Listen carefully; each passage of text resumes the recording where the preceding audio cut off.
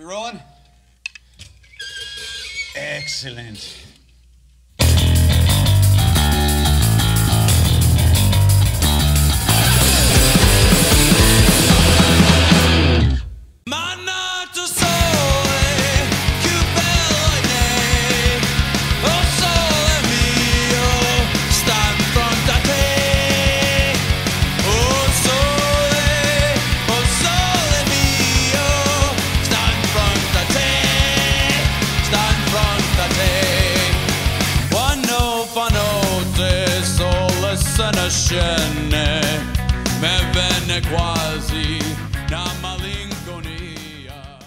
The first thing we wanted to ask you is that next February you're coming to Spain with the band. First time, I think. Yeah, that's right. So we wanted to ask you, do you expect something different from your first time in the country, or is it just? Oh no, I've been there before. You've been there before. I've been to Catalonia before, but I've never been to Madrid. Ah, fine. So I'm looking forward. But is there any reason for you not having been here before, or is it just No reason that I can think of. I always, in fact, wondered aloud, publicly, why we hadn't been to Spain, and I'm happy that we're coming now. I never got an adequate explanation as to why no shows were booked there, but. Because when you came to Catalonia, it was just for vacation or something. Absolutely, yes. A lot of fun though. Just Barcelona, basically. Not even really Catalonia, just the city. But it's a great city. So you're really looking forward then to this next show in Madrid, right? Absolutely. I can't wait. I got some friends there that I haven't seen in a very long time, and I don't know. I like the food. I like the way they eat food. I like wandering between restaurants and eating little bites and then going to the next place. I like that. It makes for a fun night out because I don't drink anymore, so it's kind of what I used to do with bars, only with food. Okay. Okay. Well, moving on, and in your latest EP from 2 years ago, you sang in Japanese, right? And you have also talked about releasing new material in other languages like Italian, German, and French. We wanted to ask you if we can expect something in Spanish then shortly. I would love to be able to say yes, but instead we instead of proceeding to other languages, we ended up doing a new themed record. That's what we're in the middle of recording right now. I would love to do that. But I've also got a ukulele cover band, which allows me the possibility to do all sorts of things that with the Gimmes would be subject to vote and veto, if that makes any sense. Well, and with the ukulele cover band, it's called UCunt, and Fat are actually releasing a record in February. And with that band, I can do whatever I want. I did an Italian song, and then, I mean, it's actually smart to do Spanish songs. I think isn't that the biggest listening and viewing public in the world, right? I mean, I think it goes Spanish and then English, and then it's a really big. There's a lot of people that listen to music in Spanish. It's you know what I mean? In the new world, and also there's a lot of great classic Spanish music. But have you ever listened to the trios? I think they're mostly Mexican, but there's some Puerto Rican trios from the 40s and 50s. Amazing music. All mostly new world stuff, but I think a lot of it's old Spanish songs. The composers, they're traditional songs, but then they got this kind of new world flavor to it.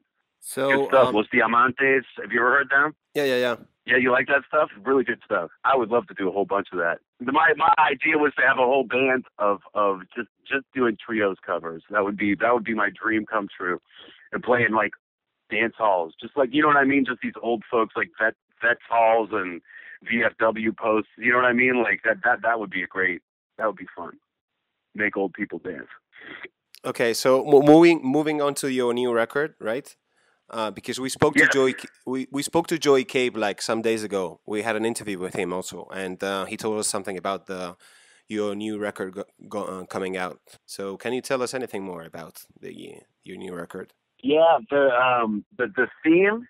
There's one in every one of us. There's one in all of us.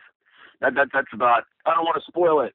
It's a surprise because it's a nice surprise. But there's one in all of us, and you'll get it when it comes.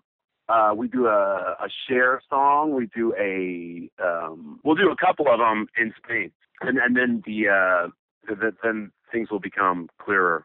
A theme, a pattern will emerge because we did one we did one in Australia so far, and so we just need to learn one or two more. And then unfortunately, the record won't be out by the time we get out there, but we'll learn some of the songs to play.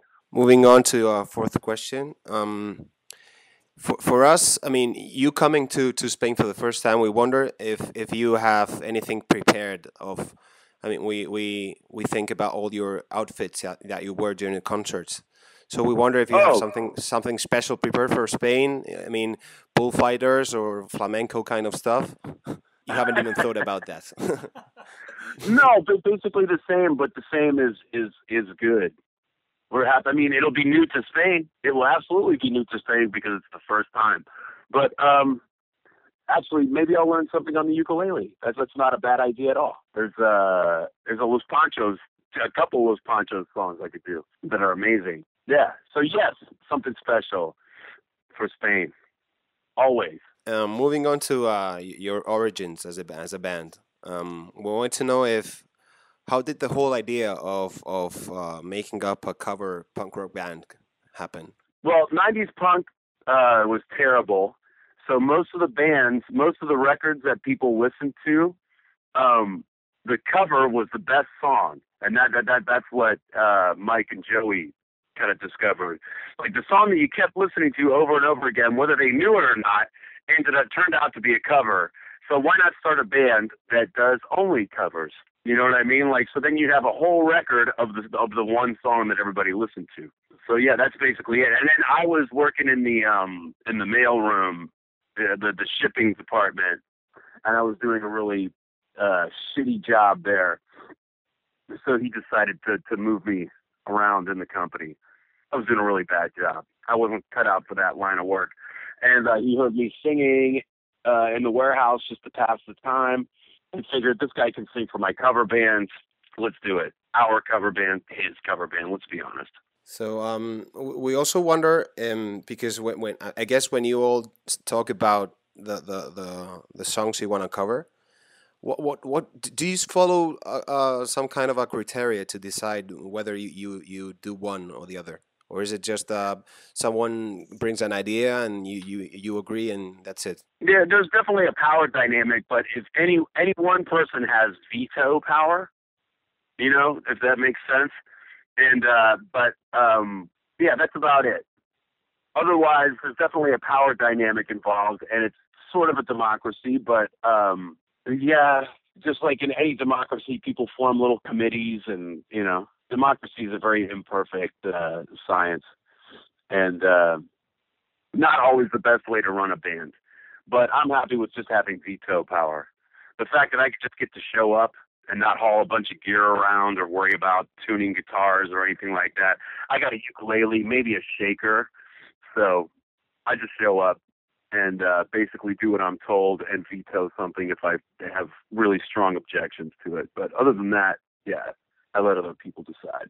Okay, so next question is, we want to ask you, you have to decide, right? Because we wanted to ask you if you had to cover a song from Michael Jackson, Lady Gaga, Beyonce, or Miley Cyrus, which one would you decide to cover and why? Well, we already did. We have chosen to do a Lady Gaga song, so I guess there's your answer. I love Michael Jackson too much, man, and I recognize the limitations of this cover band. And there are certain things, songs and artists that like I care much too much about to ruin their songs. Like, I don't think we could do it any better. Whereas, like, say for the first record, for example, like, I hate light rock, but I liked some of those songs, and so I thought that there was something kind of new and cool about it. But like, I don't know what we would add to Michael Jackson. And furthermore, that Alien Ant Farm version, that was an atrocity that it's just to soon be forgotten, man. Michael Jackson was a tremendous artist, as was Quincy Jones. You know, the guy that produced and wrote a bunch of those songs. Yeah, I would definitely do Lady Gaga. Beyonce too. You know what I mean? She's one of the few like modern pop artists, pop R&B artists that like. There's still like a couple of her big songs that I really really like. Lady Gaga too. She's a tremendous performer. I don't know, man, but we did a Lady Gaga song, so there's your answer. So, but which one was the one you covered from Lady Gaga? We're doing Speechless by her. We haven't covered it yet, but maybe we may learn it by. I'm not sure which ones we're going to learn. We still have to discuss which 3 songs we'll be playing in Europe. This next one is also a bit funny because we really want to know, how did Fat Mike discover your talent singing? Because we know you used to work in the mail order department of Fat Rec, right? So yes, maybe someone discovered you singing during work or something. How did Fat Mike discover? That was it. That was basically it. I sang to pass the time, and I would sing Stevie Wonder songs mostly because I love Stevie Wonder, and he heard it, and furthermore knew that I was a shitty shipping and receiving worker. I was really bad, and needed to give me a new job. So that, you know, instead of just firing me flat out and leaving me just with my dick in the wind, he pissing in the wind, whatever it is. I forget the metaphor, but instead of doing that, instead of leaving me high and dry, he gave me another job, and I did slightly better at that. We wonder, why did you quit swinging uters? Could you tell us a bit more about what happened? No, nothing really. It just, I came to a decision in my life that I wanted to spend time. Like, I live in San Francisco. I don't live outside of San Francisco. I live in it, and I love it. And they like to travel an awful lot, including a lot of travel in the States. You know what I mean? Which, like, apart from the coasts and the lakes, I hate it here. You know what I mean? Like apart from some cities that I like a great deal and some regions that I like, I don't ever need to see the rest of it. Like Texas, I don't ever need to see that ever again. Nebraska, all that kind of stuff. And they just get out there and tour all the time. And I just had to come up with a decision. Like, you know, I love San Francisco. I love my wife. I love my life here. And so I decided to spend more time at home. That was all. Oh, so nothing really special then. Just no huge disagreement or thing. You know, anything like that. Still, we're still good friends and still talk to each other all the time. I just had them all. They were playing up the street from my house, and I had them all over for a pizza party. And then they went up and played, and I cleaned up. We also wanted to know if you have any of your side projects going on, because like we know that your last records from FTB and Revolt were from 2007, right? Do you have any side projects going on? Revolts are recording right now. We're in the process of we hope to have a 7-inch out soon. We just played a show. You remember the Weirdos? You ever hear of the Weirdos from Los Angeles, California? Old punk band from the late 70s. Had some classic songs like Solitary Confinement, Life of Crime. What else? We got Neutron Bomb. That's their song. We played with them not last night, but the night before, Saturday night. It was really fun. And we're in the midst of recording right now for a 7-inch or 2. And other than that, the Hunt project, Fat should be releasing a record by the end of April, and that's got a lot of covers on it. I'm playing ukulele and singing. There's a percussionist.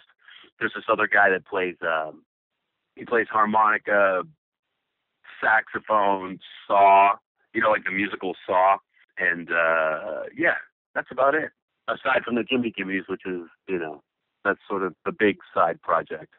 We wanted to know a bit more about Chris Shiflett, because Some days ago, we were talking with a friend of us, and he mentioned that he wasn't coming to Spain to No, play but his in the next brother is shows. coming to Spain. Ah, his brother. Okay. Yeah. No, Chris is busy with Foo Fighters stuff, but he's also got his own side project called The Dead Peasants, which he's been spending a lot of time with, like kind of a country Americana kind of thing. And so yeah, he's been devoting a lot of time to that. And he's got 3 kids, 3 boys. So between family life and music life, he doesn't make a whole lot of time to tour with the cover band. But his brother, it looks like him, but is slightly taller and better looking. Oh, cool. Cool for So ladies then. that's right, cool for everybody. You know, it's the visual presentation is a big part of it. So we have 2 more questions for you, okay? And quite less serious questions, right? So No problem. you know the director of our web scene is Italian, right? And he's living in Spain since now almost 5 years, and he Uh really huh. misses his country, right? So we wanted to ask you if you could please sing us "O Sole Mio" for us, at least like some seconds, if you're up to. Wow. What right now? Yeah, yeah, because he's really looking forward to this. Where's he from? He's from the north part of Italy. So what does he want to hear that song for, man? That's like pidgin Italian to him, right? Yeah, because his grandmother was That's from like Napoli, Tunisian Italian. Oh, is she? Oh, I see. Okay. and he really wants you to do it. So we are asking you as a big favor for him. Wait, let me think of another one, man. So he wants to hear your voice in Italian. Vatenaka, capricciatella mia, vatenaka, se non vuoi in galera, in pasto mese. I fucked up the pitch, man. I'm sorry. Oh, cool, cool, cool, cool, How cool. was that? Was that great? Great, great, I tried to get a little Neapolitan going, right? great, great, great. Tutta bionda si troppo onesta che è nata per l'uomo insiste. Allontanata sta maestra che da pierta figlia e mamma. How's that? Oh, more than perfect. Well, Well, that's Spanish damaged Italian right there. That the Neapolitan I think has a little bit of like that's a crazy language down there. You know Pasolini, the film director and the poet.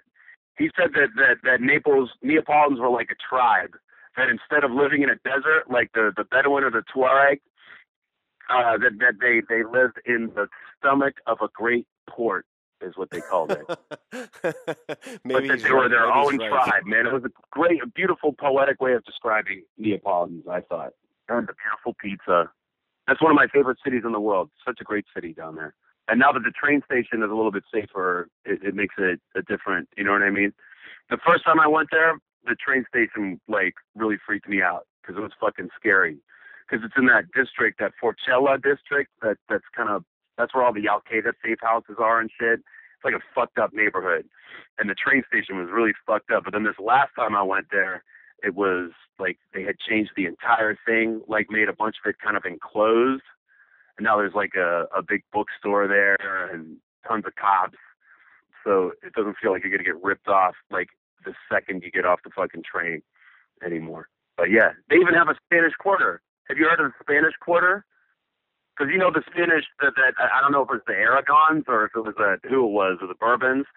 I think it was the Bourbons that they ran that city for like 300-400 years or something like that. And so there's this whole neighborhood. It's kind of a shitty neighborhood, but it's also really nice, like really interesting, called the Spanish Quarter. That's like all the streets are much smaller than the rest of Naples. They built it, I think, in the 1600s, late 16, early 1700s, and they built it for Spanish soldiers. And so on the ground floor, where it used to be all the stables for the horses, but now people live down there. It's a crazy neighborhood. And if you see people riding around scooters with helmets on, then you need to watch out because then they could rip you off because people aren't allowed to. It's complicated, man. It's this crazy neighborhood. If you get a chance, though, check it out. Spanish Quarter.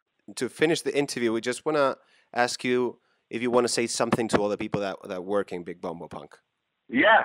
I mean, I hate that it's so serious and frank, but thank you for your interest and helping to promote our shows in Spain, and we can't wait to see you and meet everybody and have a great experience.